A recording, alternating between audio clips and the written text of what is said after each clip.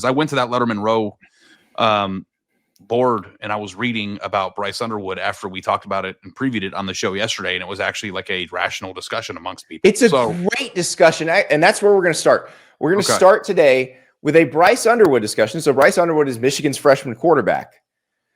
But the discussion is actually on our Ohio State site, Letterman Row. So Candy Graham from Mongo is a member at Letterman Row. Says, Bryce Underwood is the title of the thread. So what do we think about this fella? I've recently looked at Bryce Underwood's tape and highlights. He reminds me a lot of Jason Campbell at Auburn. I think he's going to be pretty solid at worst. And so this was September 8th. So this was coming after the Oklahoma game. And it turns into a really interesting discussion among Ohio State fans of how good they think Michigan's quarterback is going to be or not. And Ari, I do think, I've never thought of looking at it from this perspective, but if you are a fan of Ohio State or a fan of Michigan State or somebody who has to deal with Michigan every year, are you worried about Bryce Underwood going forward based on the 2 games you've seen so far? Did you see me working through a mic issue there? I did. It was awesome. We don't have to hang aside today. So, and I don't know, we talked a lot about Oklahoma after the game, and I want to get into this with you. I think that if you're an Ohio State fan, it's an important thing to always keep tabs on your enemy, right? Like that's what Michigan fans do. I mean, nobody keeps tabs on their enemy more than those 2 teams. And I think that when you look at Bryce Underwood, you see a player that has a ton of potential, right? But I think that Bryce Underwood represents something that is more than just how good is he going to be personally. I think he represents a commitment to winning in football that Michigan lacked in the last 10 years. I think that they got a taste of winning at a high level, and then their boosters. And I don't know if this is a good time to talk about a specific stock going through the roof today. Larry Ellison's stock is up 30%. Yeah, Larry Ellison's about to become. I think he's going to stay the second richest man in the world, but he's just going to be more rich. Yeah, he could fund a pretty gnarly NIL campaign for Michigan if he decided just to use the gains from today. And he went to Illinois, but his wife went to Michigan and is the Michigan super fan, and so that is where this is coming from. So just so you guys know, if I ever become rich and famous, which you guys have complete control over, NIL at A&M is going to go through the roof. That's his wife's alma mater. Not Ari's alma mater. Yeah, I'm not gonna help Arizona at all. I'm just gonna shovel money into A&M.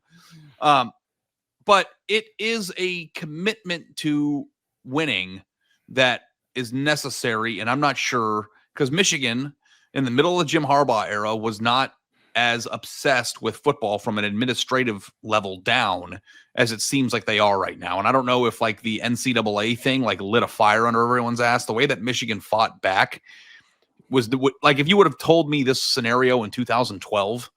Oh, I would never believe you. I'd be like, you're talking about like Ohio State or Tennessee, right? You're not talking about Michigan. Michigan, I thought would never do something like what they did in terms of like the battles and the complete defiance publicly of that ruling. So let's, I guess, go with the first part, which is how good do you like when you watch the game, Andy? How good did you think he looked, and how much like potential do you think is there? I think the potential is there. I think he can be good. I don't think he has much around him right now.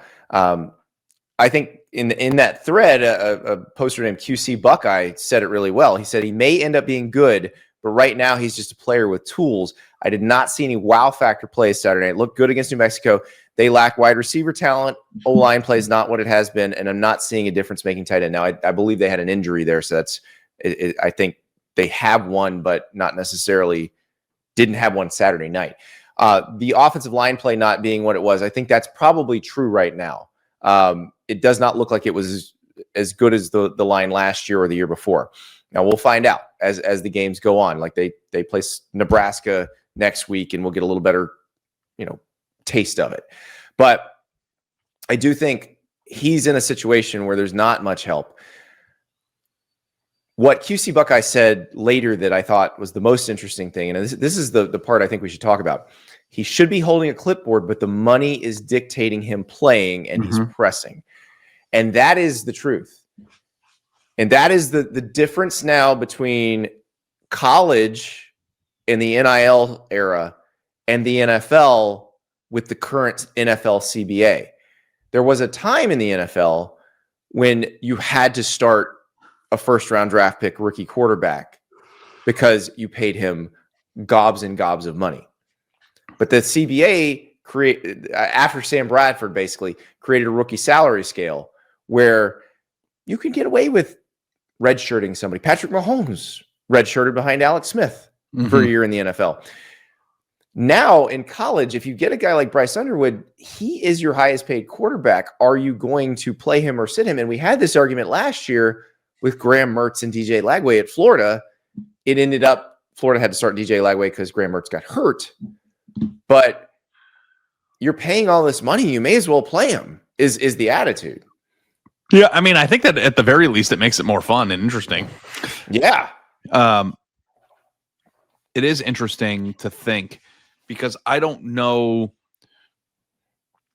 where you stand on this, but I don't feel like Michigan would have been any better off in that game against Oklahoma if like Mikey Keene was playing. Yeah, like, none of their other quarterbacks. It's not like they have another quarterback who could be better. But like Ohio State is in a different position too, because they have guys, Julian Sayin from last year's class, Tavian St. Clair from this year's class, who were ranked almost as high. Like Tavian St. Clair was the number 2 quarterback behind Bryce Underwood. And he is sitting just like Julian Sayin sat last year because he needed to. And well, if you go down the list of quarterbacks that have become very successful, how many of them did not play their true freshman year? Like if you just go down the list of best quarterbacks, most of them didn't, right? Yeah. So, but I don't know if there's. I just think that it's just a different case with everybody. Jaden Daniels played immediately, and they went to the NFC Championship. Yep, and Producer River just mentioned Baker Mayfield, who started game 1 when he was at Texas Tech. So, I mean, it's not. I don't know if it's just a blanket.